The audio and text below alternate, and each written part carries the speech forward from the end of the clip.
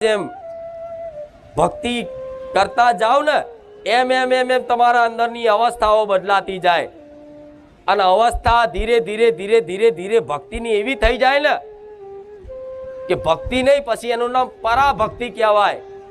એ દીવાબત્તીથી ઉપરની વસ્તુ પણ એ અવસ્થા સુધી પહોંચ્યા નથી. શું 24 કલાક તમારી માં તમારા મનમાં સ્મરણ થાય છે? શું 24 કલાક તમારી માં તમને 24 કલાક યાદ આવે છે? ના. ભલે હા કહેતા, પિક્ચર જોવા બેઠા હોય તરત માને ભૂલી જવાય. લગન પ્રસંગમાં જ્યાં હોય ડિસ્કા ડિસ્કી ચાલતી હોય તરત માને ભૂલી જવાય. સારા કપડા પહેર્યા હોય, ઇસ્ત્રી ટાઈટ કપડા અત્તર બત્તર નાખ્યું હોય તરત માને ભૂલી જવાય. ભૂલી જાવ છો ને?